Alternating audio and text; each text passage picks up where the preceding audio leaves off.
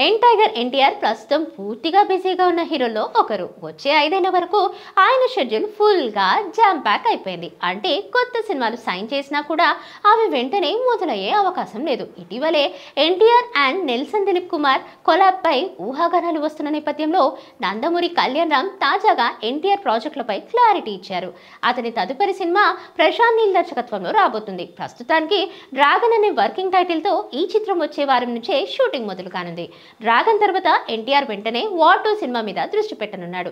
ఈ ప్రాజెక్ట్ ను త్వరగా కంప్లీట్ చేసి ఆగస్టులో థియేటర్లోకి రావాల్సిందన్నది ప్లాన్. వార్ 2 తర్వాత ఎన్టీఆర్ దేవరా 2 మీద ఫోకస్ పెడతారు. దేవరా పార్ట్ 1 మీద వచ్చిన మిక్స్డ్ టాక్ కారణంగా సీక్వెల్ లో ఉంటుందా లేదా అనే డౌట్ వచ్చినా ఎన్టీఆర్ మాత్రం సీక్వెల్ కోసం రెడీగానే ఉన్నారు. కళ్యాణ్ రామ్ కూడా ఇదే విషయాన్ని కన్ఫర్మ్ చేశారు. దేవరా 2 ఖచ్చితంగా వస్తుందని చెప్పారు. ఈ సినిమా కోసం ఎన్టీఆర్ స్పెషల్ లుక్ ఉండేలా చూస్తున్నారు. అందుకే అది పూర్తయ్యే వరకు మరొక సినిమా చేయలేరు. దేవరా 2 పూర్తయ్యాకే ఎన్టీఆర్ నెల్సన్ దిలీప్ కుమార్ డైరెక్షన్ లో సినిమా చేస్తారు. దీనికి నాగాశ్విన్ నిర్మాతగా ఉంటారు.